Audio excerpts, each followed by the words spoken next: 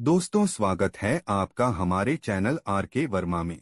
दोस्तों, मुल्ला नसीरुद्दीन के गांव के लोग भोले थे, छलकपट प्रपंच से दूर खेती करते। खेती के काम के बाद वक्त मिलता तो खुदा की इबादत करते। खुदा के नेक बंदों की सेवा का शऊर उनमें था। गांव में जब कभी भी कोई बाहरी आदमी आता तो उसकी हर तरह से सहायता करते। उनकी ख्वाहिश होती कि जब वह बंदा उनके गांव से लौटे तो अपने लोगों से बताए कि एक गांव ऐसा भी है जहां के लोग बिना किसी स्वार्थ के एक दूसरे की सहायता करते हैं। उस गांव में एक दिन एक मौलवी आया। लंबा चमकीला काला चोगा, माथे पर तुर्की टोपी और काली रेशमी सलवार पहने, तेज खुशबू वाला इत्रा लगाए।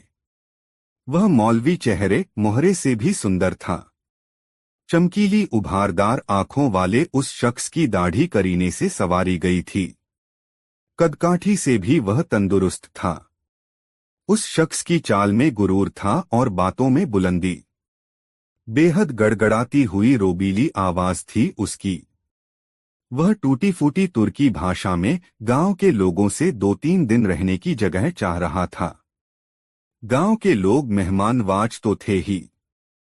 एक संपन्न किसान ने उसे अपने घर चलने के लिए आमंत्रित कर लिया। मौलवी ने उस संपन्न किसान के आमंत्रण को यह कहकर ठुकरा दिया कि वह तो खुदा का बंदा है, उसे तो ऐसी जगह पर ठहरना है जहां पर खुदा के नूर के प्यासे लोग आकर उससे बेझिझक मिल सकें, अपनी परेशानी बता सकें। किसी संसारी के घर ठहरने से खुदा के काम में बरकत नहीं आएगी। गांव के मेहमानवाज लोगों ने समझाया, जरूर कोई पहुंचा हुआ फकीर है, दुनिया की बातों से ऊपर उठ गया है, तभी तो इस धनी आदमी के घर जाने से इनकार कर रहा है।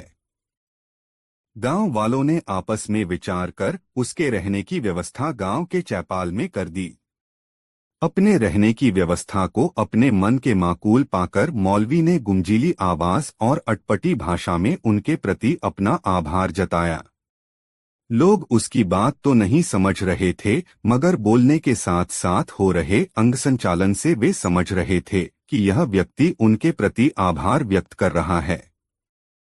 फिर उस मौलवी ने बहुत नाटकीय अंदाज से आसमान की तरफ हाथ उठाकर गुंजीली आवाज में कुछ कहा, फिर सजदे में झुक गया। जब वह सजदे से उठा तो ग्रामीणों से मुखातिब होकर टूटी फूटी तुर्की में बोला, परवरदिगार बहुत नरम दिल है, वह सबके गुनाह माफ करता है और जो जहां है उसके लिए वहीं उसके लायक भोजन का प्रबंध करता है। वह चींटी से लेकर हाथी तक के भोजन का इंतजाम करता है, मगर कभी उनके पास एहसान जताने नहीं जाता है और न सोचता है कि किसको क्या दे दिया। मौलवी की बात सुनकर गांव के लोग श्रद्धा से भर गए। वाह, कितना पहुंचा हुआ आदमी है! इसकी आंखों की चमक बताती है कि इसने जीवन के रहस्य को समझ लिया है। इसके पास बैठने से कितना सुकून मिलता है। गांव के लोग मौलवी के सामने विनयपूर्वक बोले, जनाब, आप भोजन में क्या पसंद करेंगे? हम लोग आपके लिए आपकी पसंदीदा वस्तु लेकर शाम को पहुंच जाएंगे।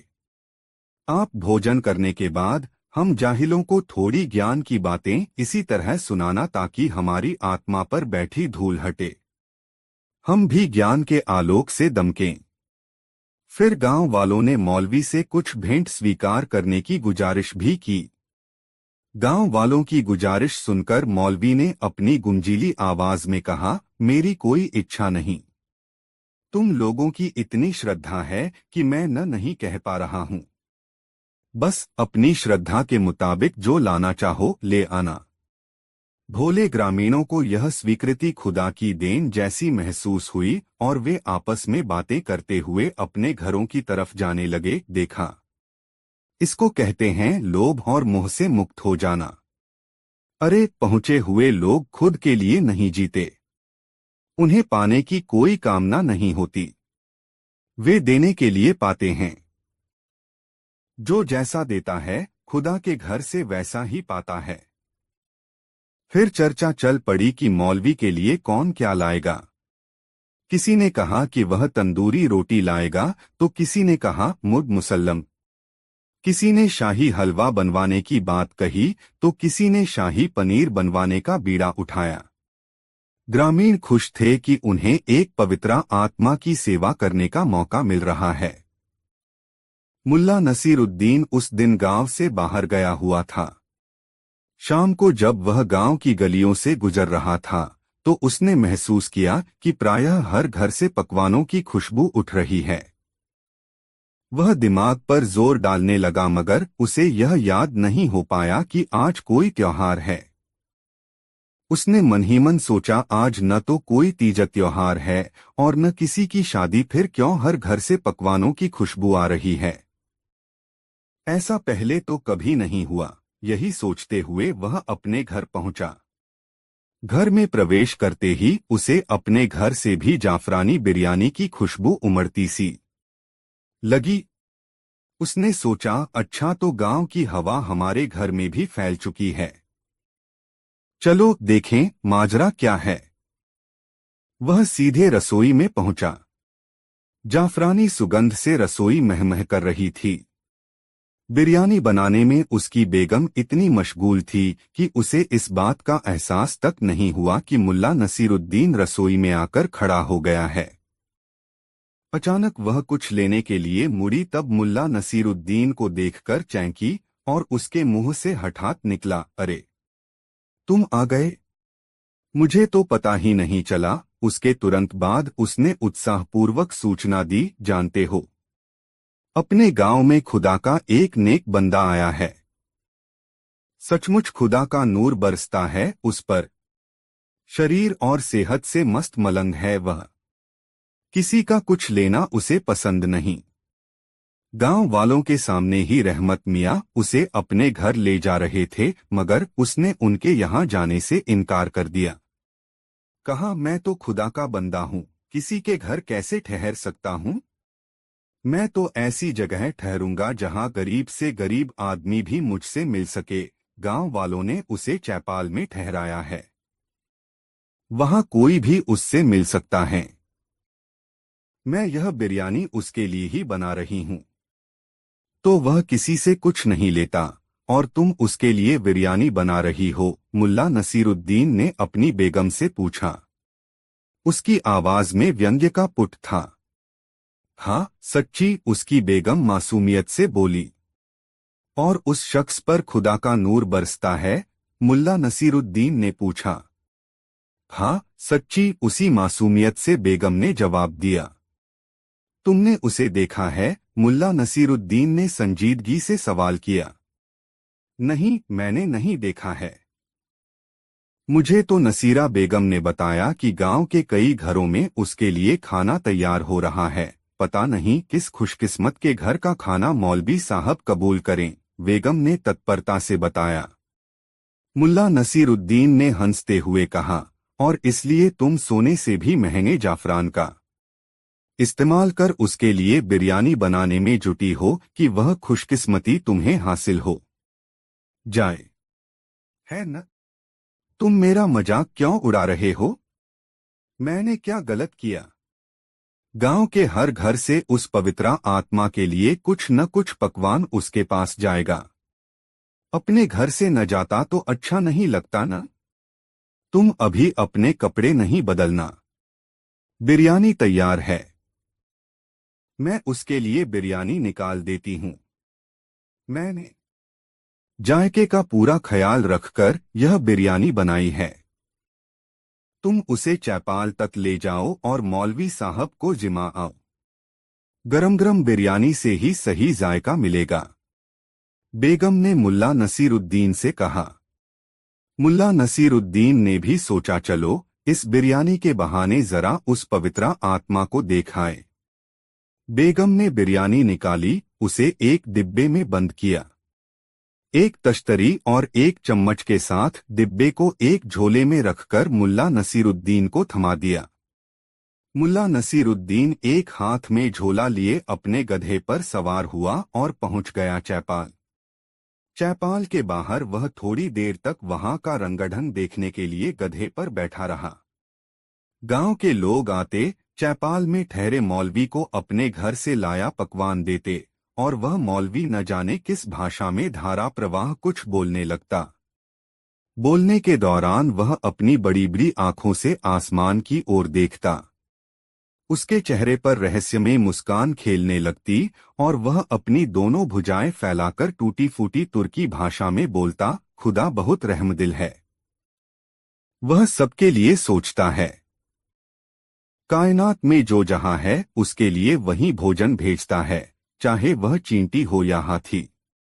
मुल्ला नसीरुद्दीन ने थोड़ी देर तक मौलवी का यह नाटक देखा और वह समझ गया कि यह फरेबी इंसान अपने को ज्ञानी और ध्यानी प्रमाणित करने के लिए इस प्रकार का आचरण कर रहा है।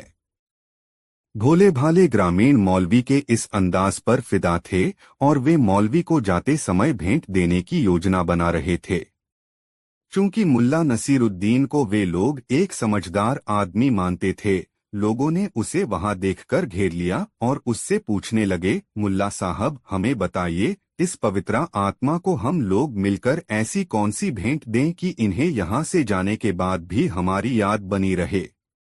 जिस समय ग्रामीण मुल्ला से ये बातें कर रहे थे, ठीक उसी समय किसी ग्रामीण के द्वारा दिया पकवान स्वीकार करते हुए मौलवी ने टूटी फूटी तुर्की में जोर से कहा, तू यहाँ देता है और तेरा दिया वहाँ जमा होता है। वहाँ कहते समय मौलवी ने अपनी एक उंगली आसमान की तरफ उठा दी। मौलवी के इसी अंदाज पर मुल्ला नसरुद्दीन को वह नौटंकीबाज और धूर्त लगा था। मुल्ला नसीरुद्दीन ने कहा, जरा मैं भी पवित्र आत्मा से बातें कर लूं, तब आप लोगों को बताऊंगा कि उसे भेंट स्वरूप क्या दिया जाना चाहिए। इतना कहकर मुल्ला नसीरुद्दीन ग्रामीणों के घेरे से निकलकर पवित्र आत्मा के पास पहुंच गया और वहीं एक किनारे बैठ गया, चुपचाप। अब ग्रामीणों ने पवित्र आत्मा से उपदेश देने की विनती की। मौलवी अपनी जगह पर खड़ा होकर थोड़ी देर तक उपदेशात्मक लहजे में बोला और ग्रामीणों की तरफ संतुष्ट दृष्टि से देखा, मगर ग्रामीण केवल उसकी आवाज से सम्मोहित थे और बोलने के अंदाज से समझ रहे थे कि उसने कोई बड़ी बात कही है, कोई शानदार सीख दी है। ग्रामीणों को अपनी ओर अपलक निहारते हुए देखकर मौलवी ने कहा, लगता है आपको मेरी बातें समझ में नहीं आई। फिर उसने टूटी फूटी तुर्की भाषा में ग्रामीणों से कहा, यह खुदा ही है जिसने इस खूबसूरत दुनिया को बनाया, सूरज को रोशन किया, चांद तारे बनाकर आसमान को सजाया। हमें उसकी शान में झुकने की आदत डालने की जरूरत है। आओ हम सब उसकी शान में झुकें कि वह हमें सांस लेने के लिए भरपूर हवा देता है, हमारी प्यास बुझाने के लिए जगह नदियां बहाता है। धरती के ऊपर ही नहीं, धरती के भीतर भी पानी पहुंचाता है। वह आदमी का ही नहीं, कीटों का भी रखवाला है। आओ हम सब उसकी शान में झुक जाएं। इतना कहकर मौलवी ने सजदे की मुद्रा बनाई तो सारे ग्रामीण सजदे में झुक गए। इसके बाद मौलवी चैपाल में चला गया। मुल्ला नसीरुद्दीन को छोड़कर बाकी ग्रामीण मौलवी का प्रशस्ति गान करते हुए लौट गए। मुल्ला नसीरुद्दीन उस मौलवी के पास पहुंच गया। उसे देखकर मौलवी ने सोचा कोई श्रद्धालु आया है, इसलिए उसने अपनी आंखों से आसमान की ओर देखते हुए अपना हाथ आसमान की तरफ उछालते हुए कहा, खुदा बहुत रहमदिल है, तू यहाँ देगा तो वहाँ पाएगा। मुल्ला नसीरुद्दीन ने मौलवी की तरफ देखते हुए कहा, मैं खुदा का बंदा हूँ पवित्र आत्मा, और तुमसे बड़ा नौटंकीबाज। मुल्ला नसीरुद्दीन ने यह बात तुर्की में कही और इसके बाद फर्टीदार अरबी बोलते हुए मुल्ला नसीरुद्दीन ने न जाने क्या कुछ कहा जिसे वह मौलवी समझ नहीं पाया, मगर मुल्ला ने बोलते समय जो भाव मुद्राएं अपनाई उसे देखकर कोई भी समझ सकता था कि वह कोई पहुंचा हुआ फकीर है। इसके बाद मुल्ला फिर से तुर्की में बोलने लगा, अब आप समझ चुके होंगे कि आपकी तरह मैं भी नहीं समझ में आने वाली भाषा में तकरीरें कर सकता हूँ और ऐसी भंगिमाएं बना सकता हूँ जिससे लोगों को भ्रम हो जाए कि मैं कोई सिद्ध पुरुष हूँ, और ऐसा मैं कई तरह से कर सकता हूँ। इसके बाद मुल्ला नसीरुद्दीन रूसी में फर्टीदार भाषण देने लगा। वह प्रवचन की मुद्रा में रूसी बोल रहा था और उसकी भंगिमाएं महात्माओं जैसी थीं। हतप्रभ था मौलवी। उसने सपने में भी नहीं सोचा था कि गांव में उसे शेर को सवा से मिल जाएगा, किंतु मुल्ला नसीरुद्दीन ने जो नहले पर दहला मारा था उससे उसकी बोलती बंद हो गई थी। अपनी बातों से मुल्ला नसीरुद्दीन मौलवी को इतना पीट चुका था कि उसके मुंह से बोल नहीं फूट रहे थे। यह सब कर चुकने के बाद मुल्ला नसीरुद्दीन ने बहुत अदब से मौलवी के सामने झुकते हुए कहा, अब आप समझ चुके होंगे कि खुदा के इस नेक बंदे में ऐसे और भी कई लाजवाब फन मौजूद हैं।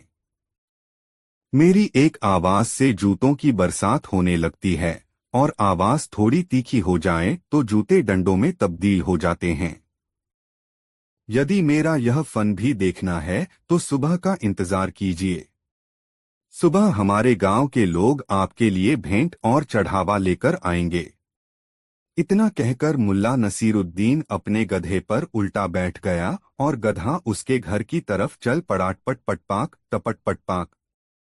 गधा मौलवी से दूर होता जा रहा था और मौलवी की तरफ मुंह किए गधे पर बैठा मुल्ला नसीरुद्दीन हाथ हिलाता जा रहा था। मौलवी उसे अपलक देख रहा था। दूसरे दिन जब ग्रामीण उस पवित्रा आत्मा के दर्शन के लिए आए तो पाया कि चौपाल सूना पड़ा है। मौलवी का कहीं कोई अतापता नहीं है। वह तो पोल खुल जाने के भय से रात को ही उड़नछू हो गया था। दोस्तों, कहानी कैसी लगी कमेंट में जरूर बताएं। दोस्तों, गधे के कानों में न जाने कैसे अपने मालिक की कातर आवाज पड़ गई और वह उछलकर बड़ी ही इंकलाबी आवाज में रेंका। फिर वह खूंटा तोड़कर अपने मालिक की ओर भागा।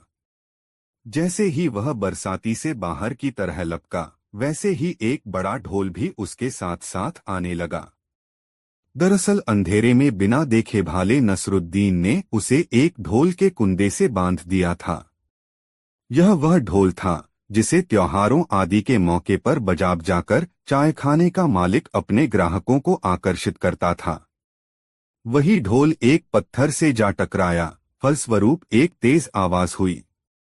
गधे ने पीछे मुड़कर देखा। इस बार ढोल दाईं ओर एक बच्ची से टकरा गया। फिर तेज आवाज हुई, ढम।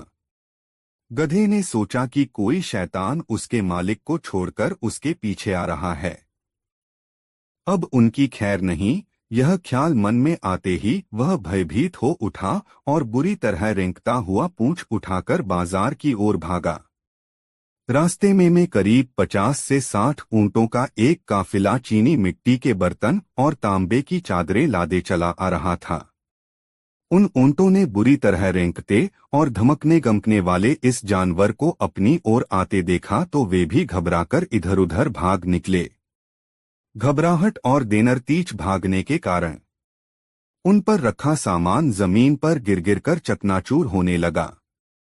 अजीब सी हौलनाक आवाजें वातावरण में सुनाई देने लगीं। बाजार से दूर जो लोग थे उन्होंने समझा कि बाजार में बलवा हो गया है। आथ वे जिधर मुंह उठा उधर ही भाग लिए और फिर देखते ही देखते पूरे बाजार में ही नहीं बल्कि आसपास की गलियों में भय और आतंक छा गया।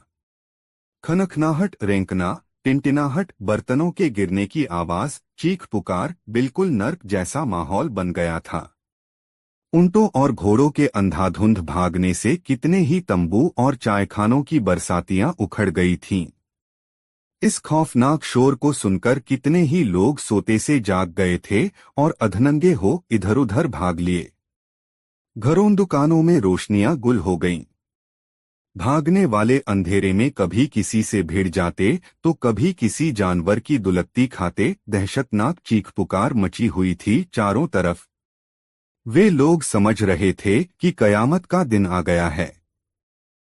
मुर्गे पंख फड़फड़ाकर अजीब सी आवाज में चिल्लाने लगे। बकरियां और मेढ़े मिमियाने लगे थे। शोरगुल बढ़ता बढ़ता शहर की घनी आबादी तक जा पहुंचा था। शहर की चारदीवारी पर लगी तोपें दगने लगीं। शहर के पहरेदारों ने समझा कि कोई दुश्मन बुखारा में दाखिल हो गया है। महल के पहरेदारों ने समझा कि बगावत हो गई है। वहां से भी तोपें दागी जाने लगीं। शहर की मीनारों से मुल्ला सहमी हुई आवाजों में दुआएं मांगने लगे। सभी ओर अफरातफरी मची हुई थी। किसी को समझ में नहीं आ रहा था कि क्या हुआ और वह कहाँ जाए, क्या करे। अपने महल में अमीर भौचक कासा सिपहसालारों पर गर्ज बरस रहा था। मगर क्या हुआ, कैसे हुआ, यह सब केवल एक शख्स ही जानता था और वो था मुल्ला नसरुद्दीन। वह बौखलाए ऊंटों व घोड़ों से बचताप उस दिशा में भाग रहा था जिधर यह खौफनाक शोर पैदा करता उसका गधा। भागा जा रहा था, मगर लाख कोशिशों के बावजूद वह गधे को पकड़ नहीं पाया। उसकी यह दौड़ तब तक चलती रही जब तक कि उसके गधे और ढोल को जोड़ने वाली रस्सी टूट न गई। रस्सी के टूटते ही ढोल लुढ़ककर ऊंटों की ठोकरों में जा पहुंचा। ऊंट उससे बचने के लिए हड़बड़ी में चायखानों के छप्पर, शामियाने और खोखे गिराते चले गए। फिर ऐसा हुआ कि एक मोड़ पर अचानक मुल्ला नसरुद्दीन और उसका गधा एक दूसरे के आमने सामने आ गए। गधे के मुंह से झाग निकल रहा था और वह बुरी तरह हांफ रहा था। मुल्ला नसरुद्दीन हालांकि स्वयं भी हांफ रहा था, मगर ऐसे में उसने एक पल की भी देर करना उचित नहीं समझा और गधे की रस्सी पकड़कर पीछे की ओर खींचते हुए बोला, आ चल, उधर चलते हैं, यहाँ तो बेतुका शोर हो रहा है।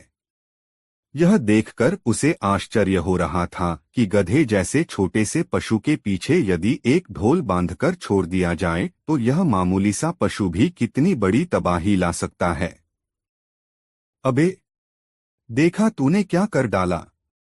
यह सच है कि ये बवाल फैलाकर तूने मुझे सिपाहियों से बचाया है, फिर भी बहुत से गरीब इस अफरातफरी में तबाह हो गए होंगे और उन बेचारों को संभलते संभलते सुबह हो जाएगी। खैर, अब हमें कोई ऐसी जगह तलाशनी होगी जहां हमारे आराम में किसी प्रकार का कोई विघ्न न पड़े। और फिर वह सोचने लगा कि ऐसी कौन सी जगह है जहां वे दोनों चैन से रात गुजार सकें। काफी सोच विचार के बाद वह इस निर्णय पर पहुंचा कि उसे बुखारा के एकमात्र कब्रिस्तान में ही चैन मिल सकता है। शर्तिया बात है कि वहां किसी प्रकार का कोई विघ्न नहीं आने वाला था। उसका ऐसा सोचना किसी हद तक ठीक भी था। शहर में चाहे कितनी ही गड़बड़ी क्यों न फैले, मगर कब्रिस्तान में किसी प्रकार की कोई आफत नहीं आ सकती थी। मुल्ला नसरुद्दीन ने उसकी लगाम पकड़ी और कब्रिस्तान की ओर रुख किया। इस प्रकार मुल्ला नसरुद्दीन ने अपने शहर बुखारा में अपनी वापसी का धमाकेदार पहला दिन पूरा किया। उसने गधे को एक कब्र के पत्थर से बांध दिया और स्वयं दूसरी कब्र पर जाकर लेट गया। उधर शहर में सारी रात तोपों की गर्ज, शोरगुल व चीख पुकार मचती रही, मगर वह लंबी तानकर सो रहा था। अगले दिन बाजार में आकर मुल्ला नसरुद्दीन एक ऐसे चायखाने में जा घुसा जो लोगों से खचाखच भरा हुआ था। उसमें रेशमी गद्दे, देव कालीन बिछे हुए थे। उसने अपने गधे को खूंटे से बाहर नहीं बांधा, बल्कि चायखाने में ही लेकर घुस आया। वहां मौजूद लोग आश्चर्य से उसे देखने लगे।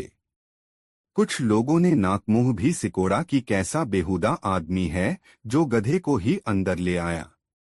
मुल्ला नसरुद्दीन ने जीन के झोले से वह कुरान शरीफ निकाली जो कुछ दिन पूर्व एक बूढ़े ने उसे दी थी। उसने कुरान शरीफ गधे के आगे रख दी।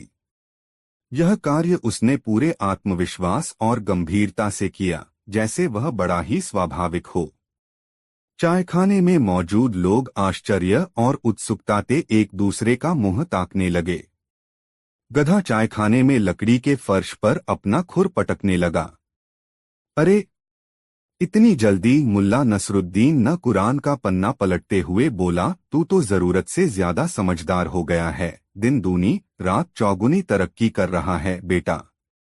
यह देखकर चायखाने का तुंदियल मालिक फौरन उठकर उसके पास आया और बोला, सुन ए भले मानुष, क्या तुझे यह जगह गधे के लाने के लायक दिखाई देती है? और तूने यह धार्मिक ग्रंथ खोलकर इसके सामने क्यों रखा है? मेरे दोस्त, मैं इस गधे को धर्म ज्ञान सिखा रहा हूँ। मुल्ला नसरुद्दीन ने बड़े ही आत्मविश्वास से कहा। हमारा कुरान शरीफ का सबक पूरा होने वाला है। अब शीघ्र ही इसे शरीयत धर्म कानून भी पढ़ाया जाएगा। चाय वाले की आंखें फटी और मुंह खुला का खुला रह गया। ऐसा अजूबा उसने जीवन में आज से पहले कभी नहीं देखा था। अन्य लोगों में भी कानाफूसी और भनभनाहट होने लगी। इस अजूबे को देखने और समझने के लिए बहुत से लोग उठकर खड़े हो गए। गधे ने एक बार पुनः खुर पटका। बहुत खूब, बहुत खूब। मुल्ला नसरुद्दीन ने पुनः पन्ना पलटा। मेरे बेटे, बस थोड़ी सौ कसर रह गई है, तू जरूर अरबी मदरसे में उस्ताद बनने के काबिल हो जाएगा। फिर वह तमाशबीनों की तरफ पलटा। बस इसके साथ यही कमी है कि यह किताब के पन्ने नहीं पलट सकता। इस काम में इसे किसी न किसी की मदद चाहिए। ऊपर वाले ने इसे बड़ा ही जहीन बनाकर भेजा है। जनाबे आली, इसकी याददाश्त तो कमाल की है। अल्लाह से बड़ी गलती हुई जो इसे उंगलियां न बख्शीं। देखते ही देखते मुल्ला नसरुद्दीन के चारों ओर अच्छी खासी भीड़ जमा हो गई। अब मुल्ला नसरुद्दीन अपनी असलियत पर आ गया। समय कम था और उसे अभी काफी काम करना था। वह बोला, साहेबान, यह कोई साधारण गधा नहीं बल्कि शाही गधा है। हमारे अमीर का गधा है। एक रोज अमीर ने मुझे अपने पास बुलाकर कहा कि क्या तुम हमारे गधे को दीनियात सिखा सकते हो ताकि यह हमारे जैसा अक्लमंद हो जाए। मैंने गधे का दिमागी मुआयना करके कहा कि ऐ सम्मानित अमीर, यह गधा उतना ही तेज दिमाग और प्रतिभाशाली है जितने कि आपके अन्य दरबारिया आ। मैं इसे धर्मज्ञान दीनियात सिखाने का बीड़ा उठाता हूँ और दावे से कह सकता हूँ कि यह उतना ही विद्वान हो जाएगा जितने कि आप खुद हैं, और हो सकता है कि यह आपसे भी आगे निकल जाए, मगर इसके लिए 20 साल का लंबा समय लग जाएगा।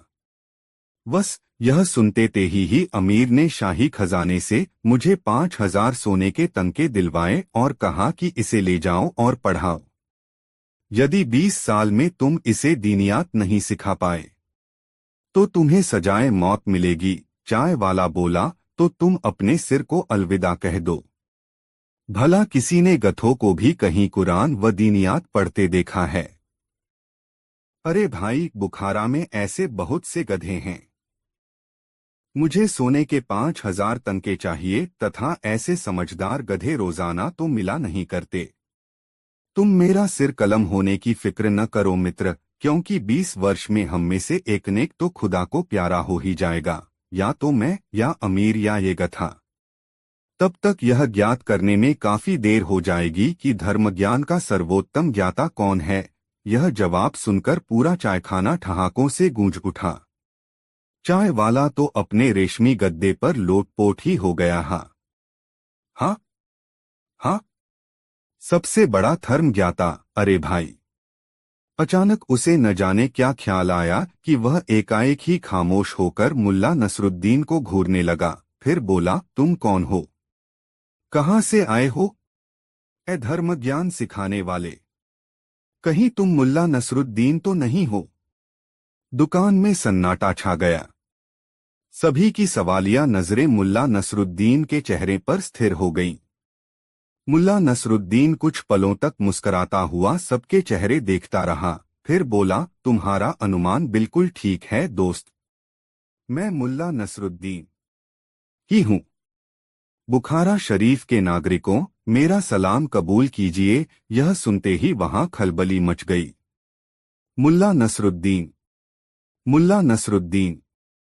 और यह बुलंद आवाज एक चायखाने से दूसरे में, दूसरे से तीसरे में, और फिर देखते ही देखते यह चर्चा पूरे शहर में फैल गई कि मुल्ला नसरुद्दीन बुखारा में आ चुका है। प्रत्येक स्थान, प्रत्येक गली कूचे में सिर्फ और सिर्फ एक ही चर्चा थी, मुल्ला नसरुद्दीन की चर्चा। दूर दूर के लोग चायखाने में आकर एकत्रित हो गए थे। ताजिक, उज्बक, तुर्कमानी, तातर, जर्जियाई।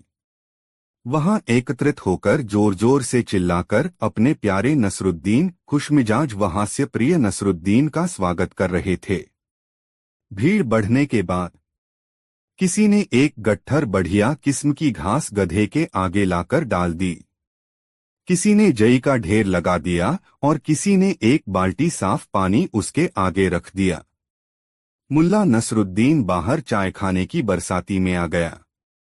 उसने अपने चाहने वालों को सलाम करके उनका हार्दिक अभिनंदन किया। फिर एक तख्त पर खड़ा होकर बोला, बुखारा के नागरिकों, मैं आप सबका तहे दिल से स्वागत करता हूं। आप लोगों से मिलकर मेरा मन खुशी से नाच उठा है। हम पूरे 10 वर्षों के बाद मिल रहे हैं। मैं जानता हूं कि आपके दिलो दिमाग में बहुत से सवाल कौंध रहे हैं। मेरे प्यारे देशवासियों, मैं आपके सवालों के जवाब गीत गा गा कर देना चाहता हूं। कहकर उसने पास ही रखा मिट्टी का एक घड़ा उठा लिया, उसका पानी फेंककर खाली किया और उसे बजा बजाकर गीत गाने लगा। मुल्ला नसरुद्दीन ने जब से होश संभाला था तब से वह अमीरों, सूदखोर आदि के अत्याचारों को गीतों के रूप में गा गा कर जनता के सामने रखता था। अपनी कविताओं और गीतों में उसने अमीर और सूदखोरों पर करारे व्यंग्य कसे थे। अंत में वह लोगों से कहता कि जिस प्रकार एक रोज पाप का घड़ा फूटता है, उसी प्रकार अमीर का घ फूटता है। घमंड भी एक न एक दिन अवश्य ही चूर चूर हो जाएगा और जनता को उसके अत्याचारों से मुक्ति मिलेगी। यह कहकर वह घड़े को धरती पर पटककर चूर चूर कर देता था। इस बार भी गीत की समाप्ति पर उसने ऐसा ही किया। फिर जनता से मुखातिब होकर बोला, दोस्तों, नयाज कुम्हार को सूदखोर और अमीर के बेरहम फैसले से बचाने की कोशिश करनी चाहिए, उसकी मदद करनी चाहिए। आप लोग मुल्ला नसरुद्दीन को भली भांति जानते हैं कि वह सही समय पर लोगों का कर्ज चुका देता है। क्या कोई मुझे कुछ समय के लिए 400 तनके दे सकता है? यह सुनकर एक भिश्ती तेजी से आगे बढ़ा और बोला, भाई मुल्ला नसरुद्दीन, हम गरीबों के पास भला इतना धन कहाँ है? हमारा सारा धन तो भारी भारी कर चुकाने में ही चला जाता है, लेकिन मेरा यह नया पटका आप ले लो, शायद इससे कुछ मिल जाए। यह कहकर उसने अपना नया पटका मुल्ला नसरुद्दीन के कदमों में डाल दिया। इसके साथ ही लोगों में सरगोशियां सी होने लगीं। फिर जैसे एकाएक ही सामूहिक आंदोलन सा फैल गया। देखते ही देखते उसके कदमों में पगड़ी, पटके, रुमाल, जूते और बर्तनों आदि का ढेर लगने लगा। तुंदियल चाय वाले ने भी 2 बेहतरीन चायदानियां व तांबे की 2 तश्तरियां लाकर उसके कदमों में रख दी। देखते ही देखते सामान का बड़ा सा ढेर हो गया। बुखारा के नेक व रहमदिल नागरिकों, मुल्ला नसरुद्दीन बोला, बस बहुत सामान हो गया। अब मैं नीलामी शुरू करता हूँ। यह रहा भिश्ती का पटका, जो इसे खरीदेगा उसे प्यास नहीं सताएगी। ये रहे कुछ मरम्मत किए पुराने जूते जो कि मक्का हो आए हैं। इन्हें पहनने वाले को जियारत, तीर्थ यात्रा का सुख मिलेगा। ये सभी सामान बहुत सस्ते में बिक रहा है, जल्दी करो। मुल्ला नसरुद्दीन चिल्ला रहा था, मगर जनता गुमसुम सी चुपचाप खड़ी थी। अमीर और सूदखोर के अत्याचारों से दुहकी जनता की जेब खाली थी। दोस्तों, वीडियो को एक लाइक जरूर करें। कहानी कैसी लगी कमेंट में बताएं। दोस्तों, मुल्ला नसीरुद्दीन अपने गधे पर सवार होकर एक लंबी यात्रा पर निकल पड़ा। वह यूं ही देश दुनिया की पहचान के इरादे से एक दिन अपनी बेगम को यह समझाकर अपने घर से निकला था कि 1 साल पूरा होते होते वह लौट आएगा। 3 महीने की अनथक यात्रा के बाद मुल्ला नसीरुद्दीन 10 कोस में फैले मरुस्थल वाले इलाके में चला आया। इस मरुस्थल के उस पार से एक नया राज्य शुरू होता था। अगर मरुस्थल पूरी तरह सीधे रास्ते से पार कर लिया जाए तो उस राज्य की राजधानी में पहुंचा जा सकता था। मरुस्थल कहने को तो 10 कोस चौड़ाई वाला था, मगर उसे पार करने में 7 दिन लगते थे। वैसे ऊंट की सवारी की जाए तब सफर आसान और कम समय लेने वाला हो जाता। मरुस्थल के किनारे पहुंचकर मुल्ला नसीरुद्दीन ने पता किया कि उसके पार जाने का सबसे आसान तरीका क्या हो सकता है। उसके किनारे एक छोटा सा गांव बसा हुआ था। उस गांव के लोग मुल्ला नसीरुद्दीन की नुकीली दाढ़ी और नोकदार टोपी देखकर उसे बताने लगे, भाई मेरे, मरुस्थल के पार जाने का तुम अपना इरादा त्याग दो, और अगर तुम्हें किसी कारण मरुस्थल के पार जाना ही है तो पहले अपनी दाढ़ी कटा लो, नोकदार टोपी उतारकर झोले में रख लो, फिर मरुस्थल के पार जाने की राह तलाशना। मुल्ला नसीरुद्दीन ने उस गांव के लोगों से पूछा, आखिर क्यों? मेरी दाढ़ी तो मेरे गाल से लटकी है, इससे किसी को क्या परेशानी? परेशानी पूछते हो? परेशानी ही परेशानी है, क्योंकि दाढ़ी रखकर मरुस्थल के पार जाना नादानी है। उस पार का बादशाह सनकी है। किसी के चेहरे पर दाढ़ी देखने से वह भड़क उठता है। वह जितना सनकी है उतना ही अंधविश्वासी भी। शकुन का विचार करके चलता है। उस बादशाह की अकड़ भी ऐसी है कि छोटी छोटी गलतियों पर सजा देता रहता है। सबसे छोटी सजा वह 5 कोड़े की देता है। सजा देने वाला एक मुस्टंडा आदमी हाथ में कोड़े लिए बादशाह के पास हमेशा बना रहता है। बादशाह जिस दिन राजधानी में निकल गया उस दिन वहां 150 लोगों को कोड़ों की सजा मिलनी तय है। गांव वाले की बात सुनकर मुल्ला नसीरुद्दीन बहुत उलझन में पड़ गया। उलझन इस बात की नहीं थी कि उसे सनकी बादशाह के राज्य में जाना था, उलझन इस बात की थी कि बादशाह को उसकी सनक से दूर कैसे किया जाए। 3 महीने से लगातार यात्रा करने पर मुल्ला नसीरुद्दीन के वस्त्र मैले हो गए थे। बाल और दाढ़ी बेतरतीब हो चुके थे, नाखून बढ़ गए थे। अजीब बेनूर चेहरा हो गया था उसका। ऊपर से मुल्ला नसीरुद्दीन मरुस्थली गांव में पहुंच गया था, जहां हवा के साथ बालू के कण शरीर बेधते प्रतीत हो रहे थे। मुल्ला नसीरुद्दीन ने सोचा, अच्छा हुआ कि वह इस गांव में चला आया। अब 2-4 दिन यहीं रुककर सनकी बादशाह के बारे में पता लगा लिया जाए। इसके बाद फिर आगे की यात्रा आरंभ होगी। मुल्ला नसीरुद्दीन ने उस गांव वाले से रात्रि विश्राम के लिए ठिकाना तलाशने में मदद करने की गुजारिश की। गांव वाले ने मुल्ला नसीरुद्दीन से कहा, यहाँ हमारे गांव में रात्रि विश्राम के लिए तो क्या पूरी जिंदगी के लिए ठिकाना मिलना आसान भी है और कठिन भी। यदि गांव के मुखिया को तुम्हारा सरोकार समझ में आ जाएगा तब तुम जब तक चाहो यहाँ रह सकते हो। यदि मुखिया को तुम्हारा सरोकार समझ में नहीं आया या उचित नहीं लगा तो समझो कि तुम्हें किसी भी हालत में उस गांव में पनाह नहीं मिल सकती है। तुम चाहो तो तुम्हारी मुलाकात मैं गांव के मुखिया से करवा सकता हूं। ठीक है, ऐसा ही सही, मुल्ला नसीरुद्दीन ने उस गांव वाले से कहा। मतलब? गांव वाले ने पूछा।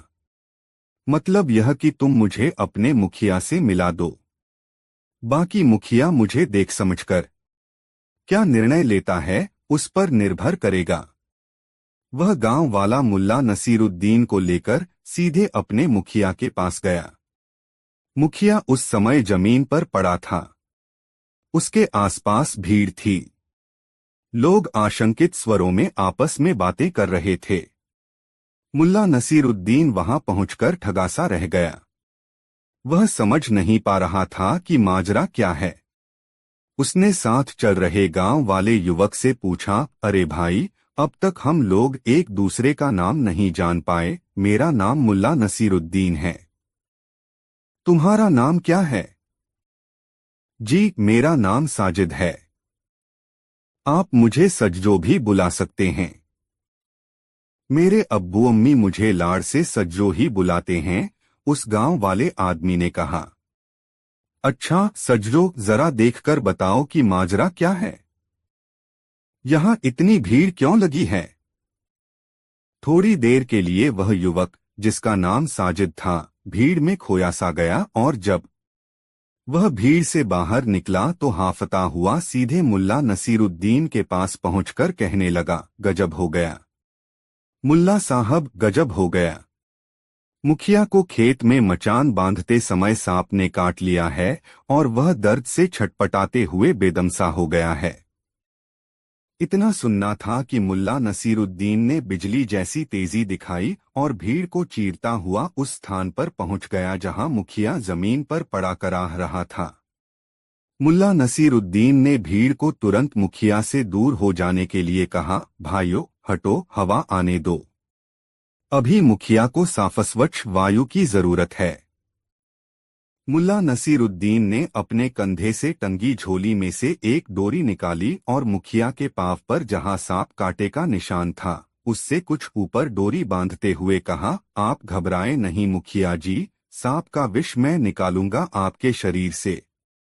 ऐसे भी सभी सांप जहरीले नहीं होते, बस आप हिम्मत न हारें। मुखिया अब तक सवालिया निगाहों वाले लोगों की भीड़ से घिरा हुआ था। काफी देर से उससे लोग यही पूछ रहे थे, क्या हुआ मुखिया जी, मगर चार किसी के पास कोई निदान नहीं था। इतनी देर में ऐसा पहली बार हो रहा था कि कोई आदमी उससे कुछ ऐसा कह रहा था जिससे उसे यह भरोसा हो कि उसके जीवन की रक्षा हो सकती है।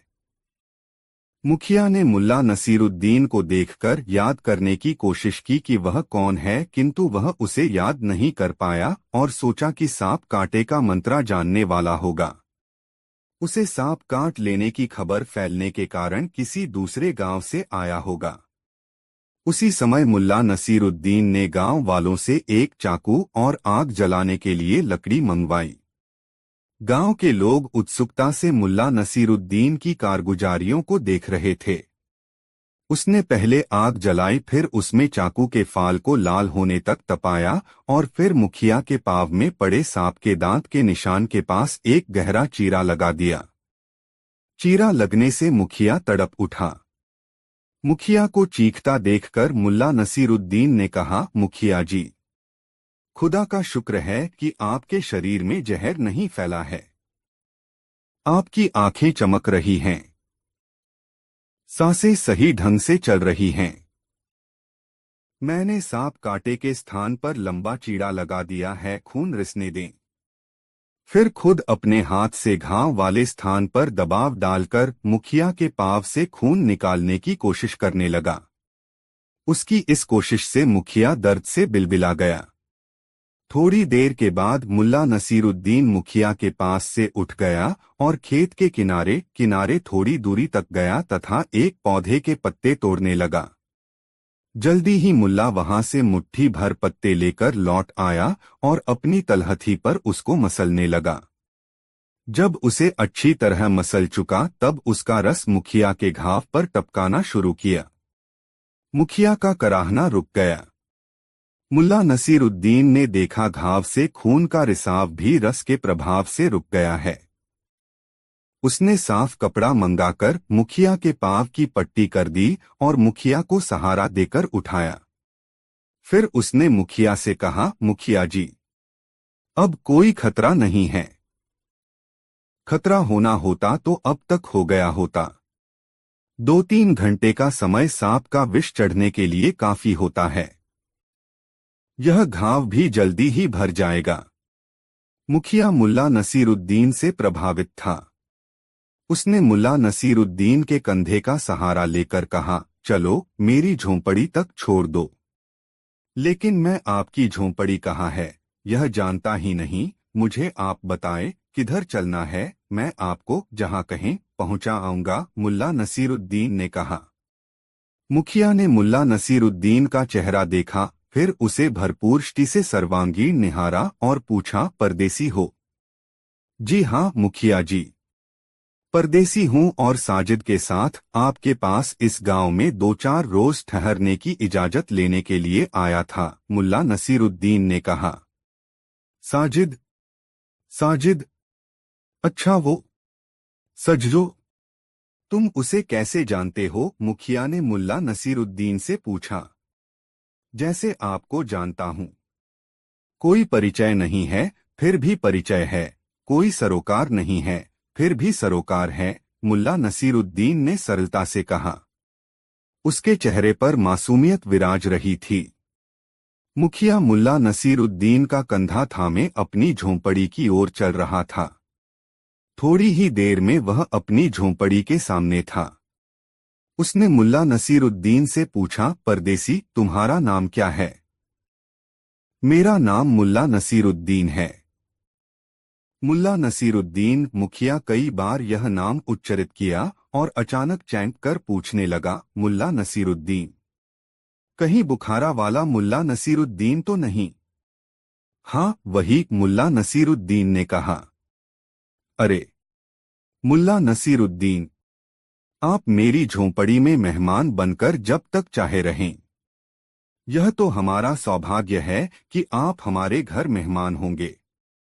मुल्ला नसीरुद्दीन को उस गांव में रहने की इजाजत मिल गई और मरुस्थल के उस पार के राज्य और वहां के सनकी बादशाह के बारे में सटीक जानकारियां देने के लिए मुखिया की आत्मीयता प्राप्त हो गई।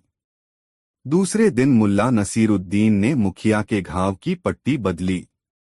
उस समय वह मुखिया को देवदूत की तरह लग रहा था। पट्टी बदल देने के बाद उसने मुखिया से कहा, 2-3 दिन में ही घाव भर जाएगा, आप चिंता न करें। मुझे अब कोई चिंता नहीं हो रही है। तुम अब मेरे पास हो, यही मेरे लिए बहुत है। मुखिया शाम तक पूरी तरह खुद को स्वस्थ महसूस करने लगा। तब उसने साजिद को बुलवाया।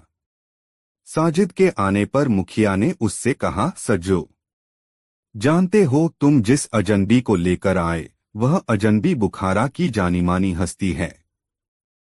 एक बहुत बड़ा विद्वान और समझदार व्यक्ति। आज से तुम उसकी सेवा और सहयोग के लिए उसके साथ रहो। वह जिधर जाना चाहे ले जाओ और जो कुछ भी देखना चाहे उसे दिखाओ। मुल्ला नसीरुद्दीन उस समय झोंपड़ी के बाहर टहलते हुए मुखिया के पांव के घाव के लिए औषधीय पौधे की तलाश कर रहा था। वह 2 मुट्ठी औषधीय पत्ते तोड़कर मुखिया की झोंपड़ी में आया।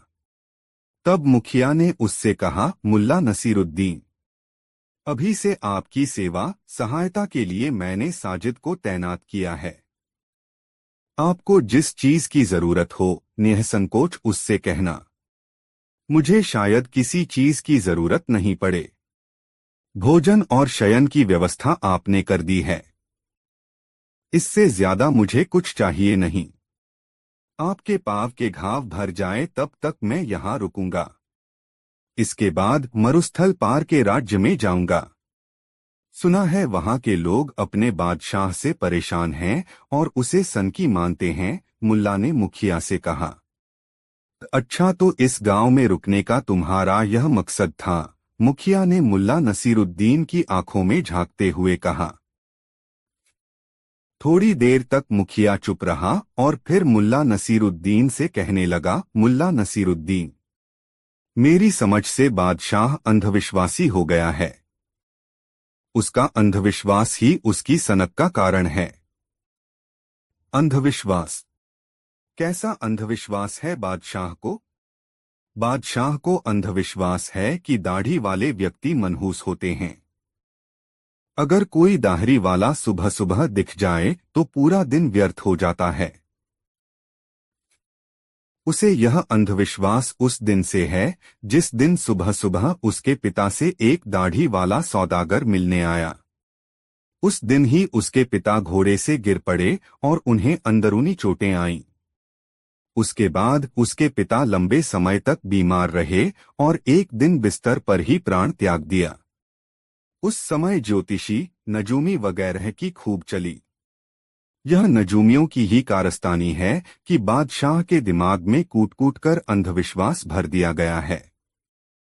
अब तो बादशाह घर से बाहर निकलता है तो पहले उसके लिए अनुकूल माहौल तैयार किया जाता है और उसके सुरक्षाकर्मी सख्त ताकीद करते हैं कि सड़क पर कोई दाढ़ी वाला दिखे तो उसे सड़क से हटा दिया जाए। मुखिया ने मुल्ला नसीरुद्दीन को बताया। यह जानकारी मुल्ला नसीरुद्दीन के लिए काफी थी। मुल्ला नसीरुद्दीन 3 दिनों तक मुखिया के साथ उसकी झोंपड़ी में रहा। उसकी तीमारदारी की और जब मुखिया का घाव सूख गया तब मरुस्थल पार करने की राह उसने मुखिया से पूछी। मुखिया ने उसे वह राह बता दी जिससे आसानी से सनकी राजा के राज्य की राजधानी में पहुंचा जा सकता था। मुल्ला नसीरुद्दीन अपने गधे पर सवार हुआ और सनकी राजा के राज्य की राजधानी की तरफ चल पड़ा। उसका गधा पूरे एक हफ्ते तक आराम कर चुका था, इसलिए मस्ती में दौड़ रहा था, ठपटपटपाक उपटपटपाक। दूसरे दिन सवेरे सवेरे वह सनकी राजा की राजधानी में प्रवेश कर रहा था। जिस समय मुल्ला नसीरुद्दीन सनकी राजा की राजधानी के मुख्य मार्ग पर पहुंचा, ठीक उसी समय सनकी राजा भी शिकार खेलने जाने की तैयारी में अपने सहयोगियों के साथ मुख्य मार्ग पर आया। सनकी बादशाह की नजर मुल्ला नसीरुद्दीन पर रपड़ पड़ गई। गंदे कपड़े, जिस पर कई जगह पैबंद लगे थे, बेतरतीब बिखरे हुए बाल और उलझी हुई दाढ़ी। मुल्ला पर नजर पड़ते ही बादशाह क्रोध से चीख पड़ा, अरे कोई है, हटाओ इस मनहूस को मेरी आंखों के सामने से, लगाओ इसको 5 कोड़े की, फिर कभी मेरी राह के बीच में आने की यह कोशिश भी न करे। मुल्ला नसीरुद्दीन ने चीख चीख कर कहा, बादशाह सलामत, मेरे कपड़े गंदे हैं और बेशक मेरे बाल व मेरी दाढ़ी बेतरतीब है, मगर मेरा विश्वास करें, मैं मनहूस नहीं हूँ। मगर तब तक बादशाह का मुस्टंडा आकर मुल्ला नसीरुद्दीन को 5 कोड़े लगा गया। कोड़े की मार से मुल्ला नसीरुद्दीन बेदम होकर उस सड़क के किनारे गिर पड़ा और देर तक वहीं पड़ा रहा। सनकी बादशाह अपने कुनबे के साथ भुनभुनाता हुआ चल पड़ा शिकार के लिए। जंगल में प्रवेश करते ही बादशाह के सामने अपने झुंड से बिछड़ा हुआ एक हिरण आ गया। बादशाह ने धनुष पर बाण चढ़ाया और निशाना साधकर छोड़ दिया। हिरण बाण से बिंधकर वहीं ढेर हो गया। बादशाह को स्मरण हो आया कि 5 कोड़े खाने वाले शख्स ने कहा था, वह मनहूस नहीं है। बादशाह ने सोचा, वाकई वह आदमी मनहूस नहीं है। मैं बरसों से जंगल आता रहा हूँ शिकार खेलने के लिए, मगर ऐसा संयोग कभी नहीं हुआ कि जंगल में प्रवेश करते ही शिकार मिल जाए। बादशाह ने उस दिन बाघ के शिकार का कार्यक्रम बनाया था। जंगल से गुजरने वाली नदी के किनारे एक पेड़ पर बादशाह के लिए पहले से मचान बना हुआ था। बादशाह के आने के बाद एक मेमना वहां बांधा गया। बादशाह अपने सहयोगियों के साथ मचान पर चढ़ गया। अभी बादशाह को मचान पर चढ़े कुछ देर ही हुआ था कि मेमना मेमे करता हुआ पूरी ताकत से रस्सी तोड़कर भागने की कोशिश करने लगा। बादशाह ने देखा, एक बाघ पानी पीने के लिए नदी किनारे आ रहा था और मेमने पर नजर पड़ते ही वह वहीं घात लगाकर ठहर गया। बाघ अपने शिकार को देख रहा था और बादशाह और उसके सहयोगी अपने शिकार को। बादशाह ने धनुष पर बाण चढ़ाया और उसके सहयोगियों ने भी। बादशाह के इशारा करते ही एक साथ कई बाणों से बिंध गया बाघ और देखते ही देखते वहीं ढेर हो गया। बादशाह ने सोचा, वह आदमी ठीक ही कह रहा था कि वह मनहूस नहीं है। बेकार ही उसे कोड़े पड़े। यहाँ तो यह सिद्ध हो रहा है कि उसका चेहरा अपशकुनी कतई नहीं, बल्कि उसे देखकर आने के कारण जंगल में बिना प्रयास के शानदार शिकार मिल गया। बादशाह और उसके सहयोगी हिरण और बाघ के शिकार को अपने साथ घोड़े पर लादकर राजधानी की तरफ बढ़ने लगे। इतनी जल्दी शिकार मिल जाने का उन्हें उत्साह था। वे खुश खुश लौट रहे थे। जब वे लोग राजधानी के मुख्य मार्ग पर आए तब बादशाह को याद आ गया कि इसी सड़क के मुहाने पर उसके कहने से एक निर्दोष गधा सवार को कोड़ों से मारा गया। इस समय भी मुल्ला नसीरुद्दीन बेदमसा उसी स्थान पर पड़ा था। बादशाह अपने सहयोगियों के साथ जब उस स्थान पर पहुंचा तो अचानक उसने अपना घोड़ा रोक लिया और घोड़े से उतरकर उसने मुल्ला नसीरुद्दीन से कहा, मुसाफिर, तुमने ठीक कहा था, तुम मनहूस नहीं हो। देखो, आज तुम्हें देखकर जंगल जाने से हमें कितना शानदार शिकार मिला। मुल्ला नसीरुद्दीन ने कराहते हुए बादशाह से कहा, बादशाह सलामत, आप मेरे चेहरे नहीं अपने चेहरे के बारे में सोचिए कि वह कैसा है जिसे सुबह सुबह पहली बार देखने के बाद मुझे अकारण कोड़े खाने पड़े। और मेरी हालत यह हो गई कि जमीन से उठ पाना भी मुश्किल हो गया है। मुल्ला नसीरुद्दीन की बात सुनकर बादशाह बहुत लज्जित हुआ और मुल्ला नसीरुद्दीन को वहां से उठवाकर अपने महल में ले आया, जहां बादशाही चिकित्सक के इलाज से वह जल्दी ही ठीक हो गया। जब उस राज्य से मुल्ला नसीरुद्दीन अपने गांव की ओर लौटने लगा, तब तक बादशाह अपनी सनक से आजाद हो चुका था। दोस्तों, कहानी कैसी लगी कमेंट में जरूर बताएं। दोस्तों, मुल्ला नसीरुद्दीन जिस गांव में रहता था, उस गांव की कुछ विशेषताएं थीं। गांव के लोग एक आचार संहिता का पालन करते थे, जैसे दूसरे के खेत की फसल पर कोई हाथ नहीं लगाता था। किसी के भटके मवेशी को उसके सही मालिक के पास पहुंचाना ग्रामीणों का फर्ज था। किसी के घर में यदि बेटी का विवाह हो तो दहेज में देने के लिए कोई न कोई वस्तु हर घर से विवाह वाले घर में पहुंचता था। इसी तरह लावारिश पड़ी वस्तुओं के लिए भी नियम बने हुए थे। एक नियम था कि यदि राह में किसी को कोई वस्तु गिरी हुई मिले तो उसे 3 बार आवाज देकर पूछना जरूरी था कि यह वस्तु किसकी है। यदि किसी ने उस वस्तु पर अपना दावा कर दिया तो उससे उचित प्रमाण लेकर वह वस्तु उसे सौंप दी जाती थी। इन नियमों में बंधे ग्रामीण आपस में हिलमिलकर रहते थे। गांव में अमन चैन था। एक बार की बात है, मुल्ला नसीरुद्दीन काम से अपने गांव से बाहर गया हुआ था और रात गए अपने गधे पर सवार होकर लौट रहा था। गांव की सीमा में उसने प्रवेश किया ही था कि आकाश में बादल छा गए। फिजा नम हो गई। तेज बवंडर सा उठा और बवंडर के कम होते ही बूंदाबांदी होने लगी। मुल्ला नसीरुद्दीन का गधा जैसे ही अपने घर की गली में घुसा, आसमान में बिजली चमकी और मुल्ला की नजर जमीन पर गिरी एक अंगूठी पर पड़ी। मुल्ला ने बिजली की चमक में पलक झपकते ही देख लिया अंगूठी में हीरा जड़ा था और बिजली की चमक के समय उस हीरे से किरणें छिटकती महसूस हुई थीं, जिसका मतलब था कि हीरा उच्च कोटि का है। हीरे की समझ मुल्ला नसीरुद्दीन को भी थी। मुल्ला नसीरुद्दीन ने गधे को वहीं रोक दिया और अंगूठी को उठा लिया। अंगूठी में जड़ा हुआ नग उस समय भी चमक रहा था। लेकिन उस गांव में रहने के कारण मुल्ला नसीरुद्दीन भी उन्हीं नियमों से बंधा हुआ था जिन नियमों का पालन गांव के लोग करते थे। अंगूठी पर मुल्ला नसीरुद्दीन मुग्ध हो गया था और उससे कतई जुदा होना नहीं चाहता था, मगर नियमों की बाध्यता थी कि उसे 3 बार पुकारना था, यह अंगूठी किसकी है। मुल्ला नसीरुद्दीन ने इस नियम का पालन करते हुए धीरे से पूछा, यह अंगूठी किसकी है।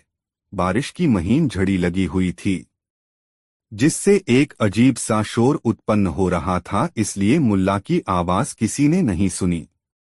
मुल्ला ने थोड़ी देर के बाद हाथ में अंगूठी लिए पुकारा, यह अंगूठी किसकी है। जिस समय मुल्ला नसीरुद्दीन आवाज लगा रहा था, ठीक उसी समय जोरों से बिजली कड़की और थोड़ी देर तक कड़कड़ाती रही। मुल्ला की आवाज बिजली की कड़क में दब गई। मुल्ला वहीं बड़ा रहा। मध्य रात्रि बीत चुकी थी और तमाम लोग सोए हुए थे। मुल्ला नसीरुद्दीन नियमों के तहत अंगूठी के लिए 2 बार आवाज लगा चुका था और अब तीसरी बार आवाज लगाने की तैयारी में था।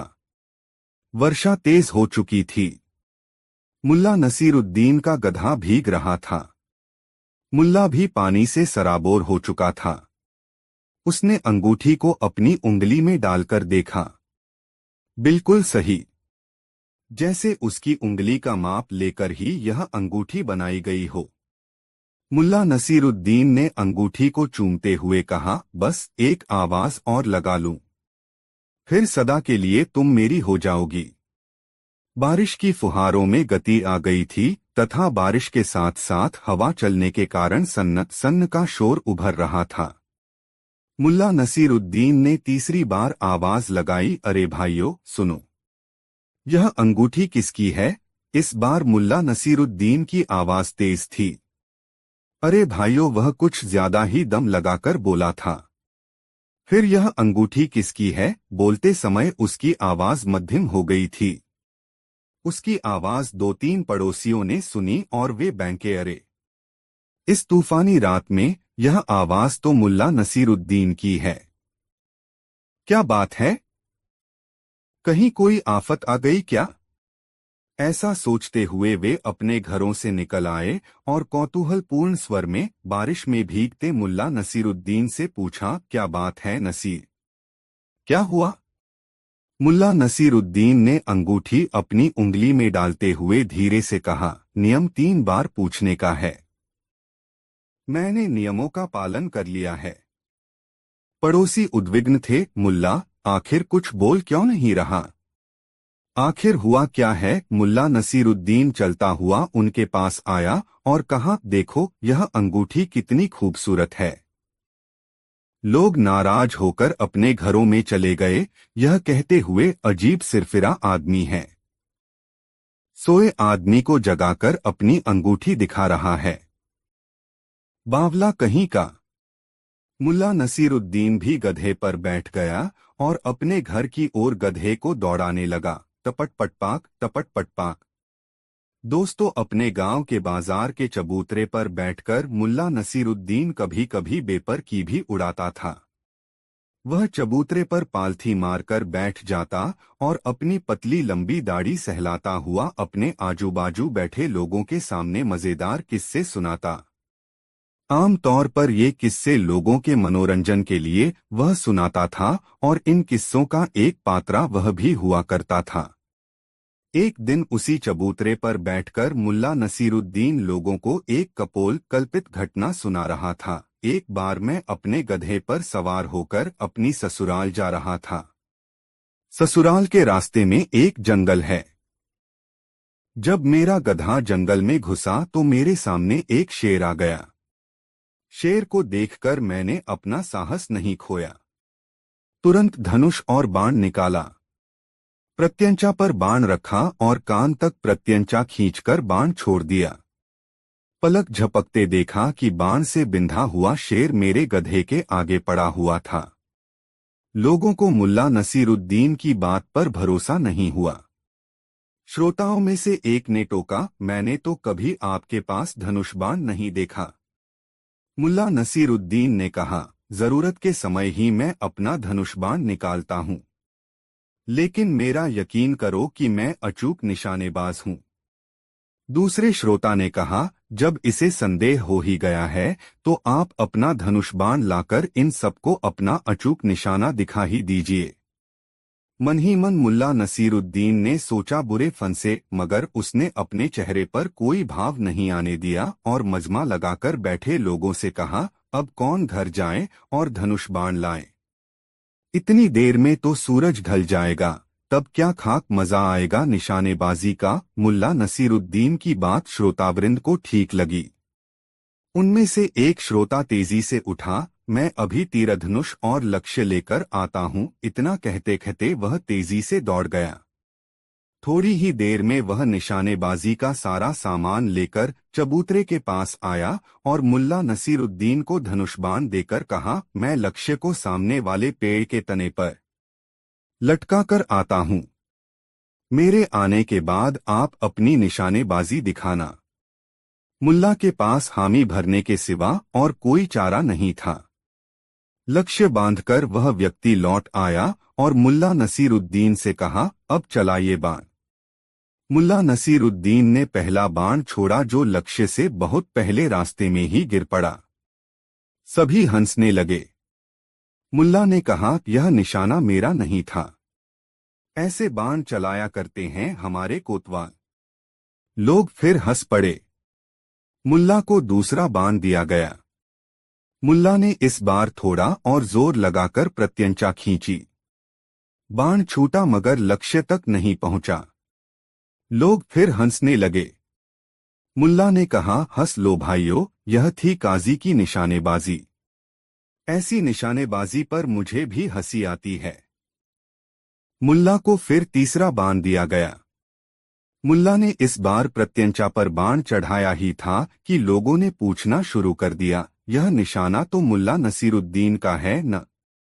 मगर मुल्ला नसीरुद्दीन ने उनकी बातों का कोई जवाब नहीं दिया और कान तक प्रत्यंचा खींचकर बाण छोड़ा। सन्न करता हुआ बाण लक्ष्य को भेद चुका था। बाण छोड़कर मुल्ला नसीरुद्दीन ने विजेता भाव से सबकी ओर देखा और पूछा, देख लिया न बंदे का निशाना। लोगों ने मान लिया कि मुल्ला नसीरुद्दीन निशानेबाज भी है। दोस्तों, कहानी अच्छी लगी हो तो अपने दोस्तों को जरूर शेयर करें। मुल्ला नसरुद्दीन की मजेदार कहानी, पानी के जादू से धन की प्राप्ति। दोस्तों, एक दिन मुल्ला नसरुद्दीन अपने गांव के बाहर एक छोटे से रास्ते पर जा रहा था। चलते चलते वह एक नदी के किनारे पहुंचा। नदी के किनारे खड़ा एक आदमी सिर झुकाकर बैठा था।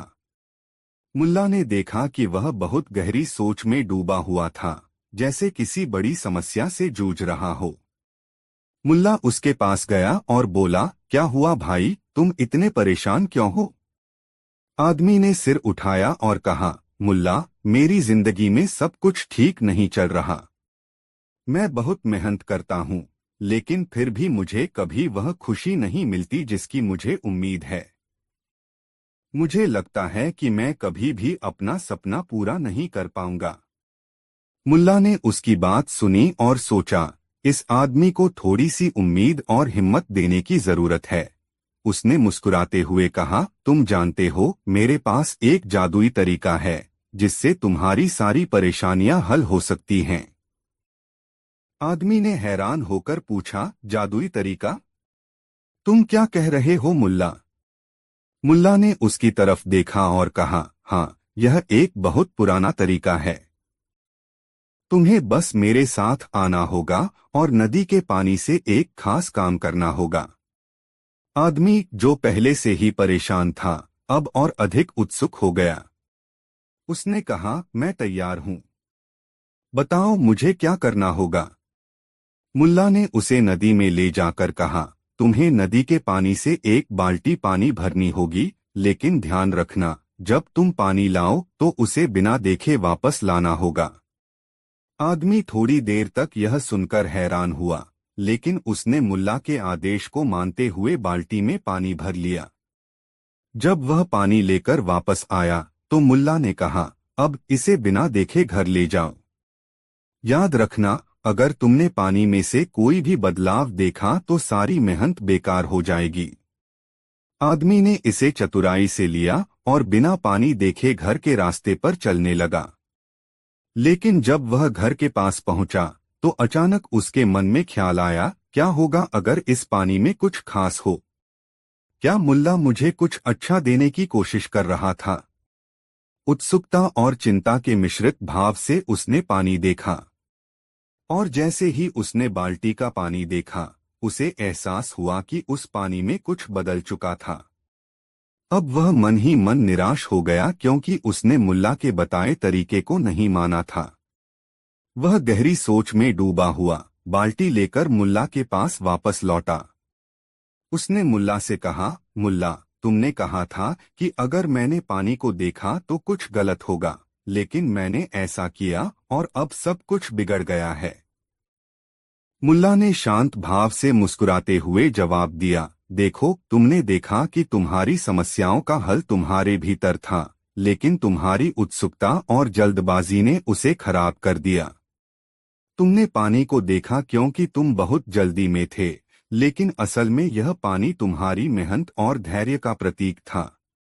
अगर तुमने उसे बिना देखे रखा होता तो तुम्हें सफलता मिलती। आदमी ने समझ लिया और उसने मुल्ला का धन्यवाद किया।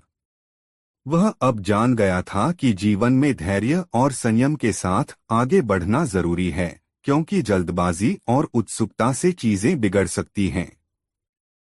कहानी का संदेश।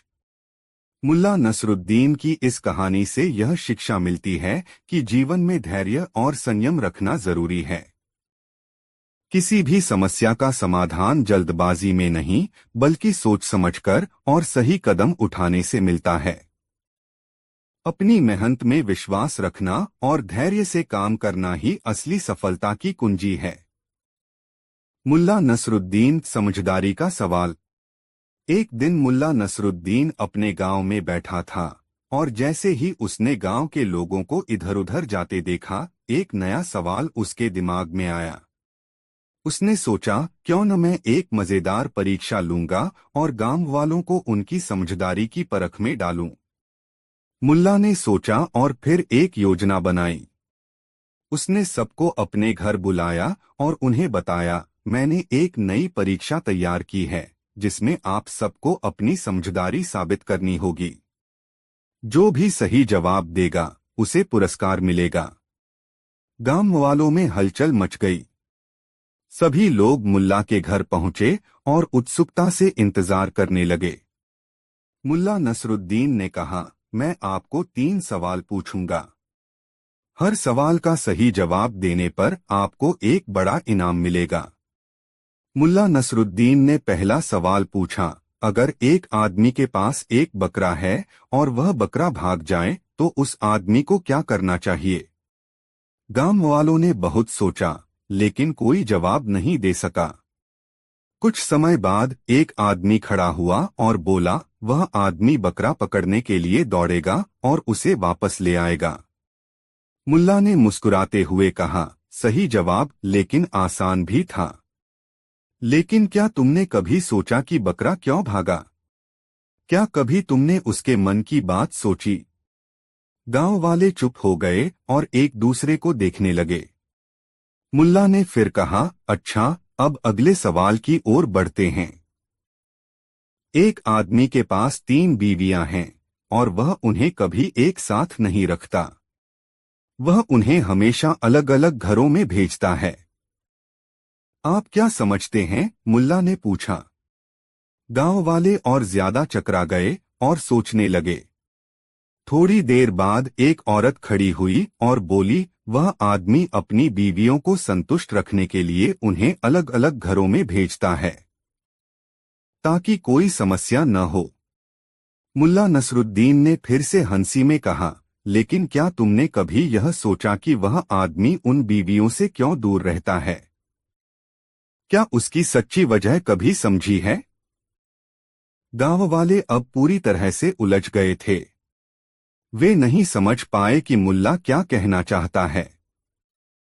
मुल्ला ने मुस्कुराते हुए कहा, बड़े ही सरल सवाल थे, लेकिन जवाब कुछ गहरे होते हैं। क्या कभी सोचा है कि क्यों बकरा भागता है या बीवियों को क्यों अलग रखा जाता है? इसका अर्थ कभी समझा है? आखिरकार मुल्ला नसरुद्दीन ने आखिरी सवाल पूछा, अगर तुमसे कोई कहे कि तुम एक खजाना ढूंढ सकते हो, लेकिन उस खजाने को पाने के लिए तुम्हें अपनी सबसे प्यारी चीज छोड़नी होगी, तो तुम क्या करोगे? गांव वालों ने सोचा, लेकिन कोई स्पष्ट उत्तर नहीं दे पाया। कुछ ने कहा, मैं अपनी मेहनत और कड़ी मेहनत से वह खजाना ढूंढ लूंगा। मुल्ला ने एक गहरी मुस्कान के साथ कहा, तुम समझ नहीं पा रहे हो। खजाना केवल धन नहीं होता, वह तुम्हारी समझदारी और मानसिक शांति भी हो सकती है। कभी सोचा है कि जो तुम्हारे पास है, वही सबसे कीमती है? गांव वालों ने फिर से एक दूसरे को देखा, लेकिन कोई जवाब नहीं आया।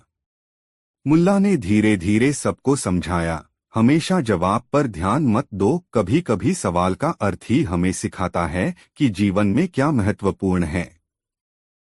सीख।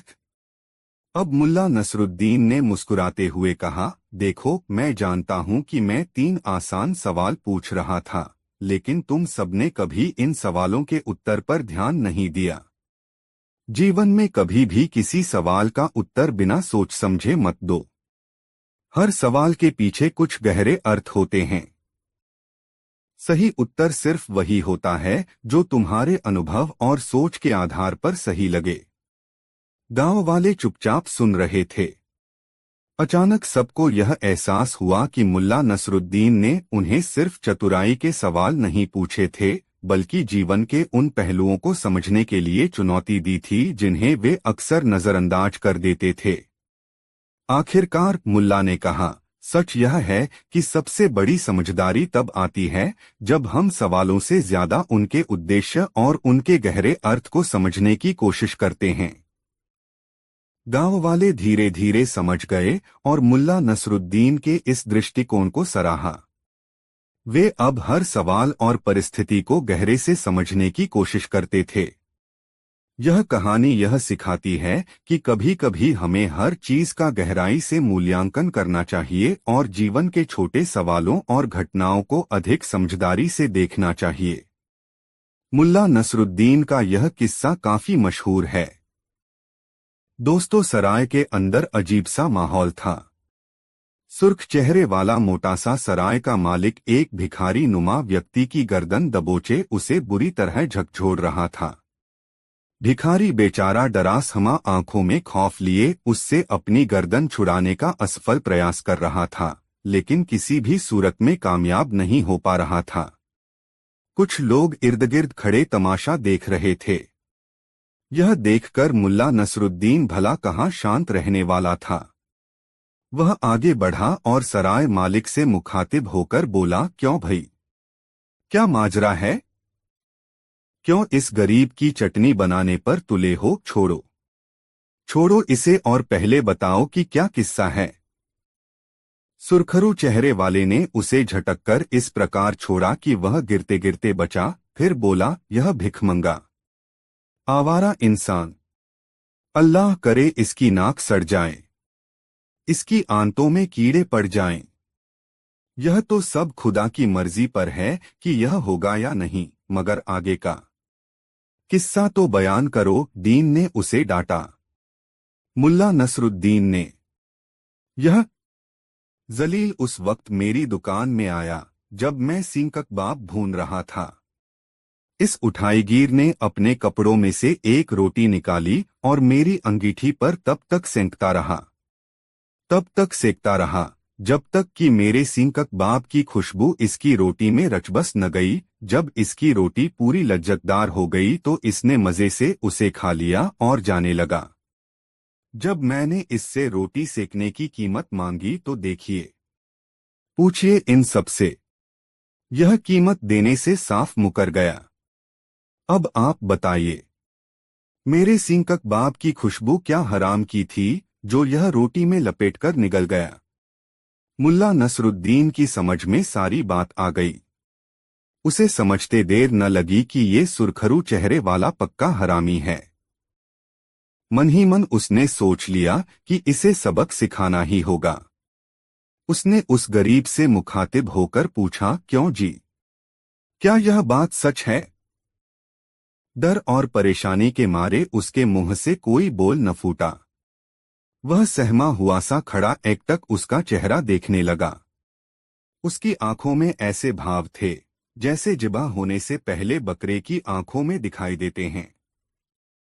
क्या तुम्हें इतना भी इल्म नहीं कि बिना कीमत चुकाए किसी की कोई भी चीज लेना गुनाह है? मुल्ला नसरुद्दीन की यह बात सुनकर सुरखरू सराय मालिक का चेहरा खिल उठा। भिखारी को संबोधित करके वह बोला, इस काबिल और इज्जतदार नेक बंदे की बात पर ध्यान दे शैतान। कुछ सुनाया नहीं तूने? मुल्ला नसरुद्दीन ने भिखारीनुमा व्यक्ति से पूछा, क्या तुम्हारे पास पैसे हैं? भिखारीनुमा व्यक्ति ने अपने लिबास में हाथ डालकर कुछ सिक्के निकालकर मुल्ला नसरुद्दीन के हाथ पर रख दिए। सराय मालिक ने अपना आधा फुट चौड़ा चर्बीदार पंजा नसरुद्दीन के आगे फैला दिया। ठहरो ठहरो, जरा तसल्ली रखो। मुल्ला नसरुद्दीन ने उसका हाथ पीछे हटा दिया और कहा, पहले जरा अपना कान मेरे करीब लाओ। सुरखरू सराय मालिक ने अपना दायां कान मुल्ला नसरुद्दीन के आगे कर दिया। मुल्ला नसरुद्दीन उसके कान के पास मुट्ठी करके सिक्के खनखनाने लगा। कैसी है इनकी खनखनाहट? बहुत खूब, बढ़िया, मजा आ गया। मुल्ला नसरुद्दीन ने सिक्के भिखारी को दे दिए और बोला, ऐ मेरे गरीब दोस्त, हिसाब बराबर हुआ, अब तुम जा सकते हो। क्या कहा? सराय मालिक के तेवर फौरन बदल गए। उसकी आंखें लाल होकर बाहर को उबल पड़ी। क्रोध से दहाड़ा, जा सकते हो, लेकिन मेरे पैसे तो मुझे मिले ही नहीं। ज्यादा न बनो। इस बार मुल्ला नसरुद्दीन के भी तेवर बदल गए। तुम्हें तुम्हारी खुशबू की पूरी कीमत मिल चुकी है। कैसे कैसे मिल चुकी? सुरखरू चेहरे वाला चिल्लाया, फिर लोगों को संबोधित करते हुए बोला, देख रहे हैं आप लोग कैसी गुंडागर्दी हो रही है यहाँ, और आप लोग चुप हैं? ठहरो, मैं तुम्हें समझाता हूँ। आप भी सुनिए। मुल्ला नसरुद्दीन ने तमाशबीनों से कहा, तुम्हारा हिसाब बराबर इस प्रकार हो गया दोस्त कि इसने तुम्हारे सींग कबाब की खुशबू सूंघी सूंघी न? हाँ, सींग कबाब खाए तो नहीं? नहीं। बदले में तुमने इसके सिक्कों की खनखनाहट सुन ली और यह भी कहा कि मजा आ गया। कहा था कि नहीं?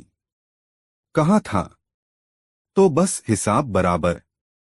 वाह वाह, मरहबा मरहबा। लोग मुल्ला नसरुद्दीन की तारीफ करने लगे। क्या इंसाफ किया है! सराय का मालिक अग्नेय नेत्रों से मुल्ला नसरुद्दीन को घूर रहा था। इस वाकिये को सुनकर सभी जोर से हंस पड़े। मुल्ला नसरुद्दीन भी हौले हौले मुस्करा रहा था, हालांकि उसकी पलकें मुंदी हुई थीं।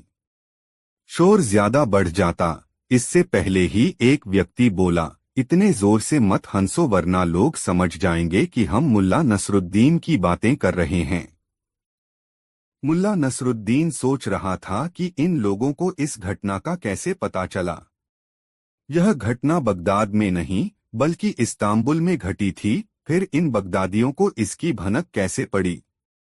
तभी मवेशियों के व्यापारी ने कहा, अब एक किस्सा मैं भी सुनाता हूँ। हाँ हाँ, सुनाओ। सुना जाता है कि फिर उसकी आंखों के सामने यह घटना फिल्म के दृश्यों की भांति सजीव हो उठी। दोस्तों, कहानी कैसी लगी कमेंट में जरूर बताएं। दोस्तों, यह कहानी आपको कैसी लगी कमेंट में जरूर बताएं। ऐसी और नई मजेदार कहानी सुनने के लिए हमारे चैनल आरके वर्मा को सब्सक्राइब जरूर कर लें और यह वीडियो अपने मित्रों को जरूर शेयर करें। वीडियो देखने के लिए आपका बहुत बहुत धन्यवाद। मिलते हैं किसी अगले वीडियो में, तब तक के लिए जय श्री राधे राधे। धन्यवाद।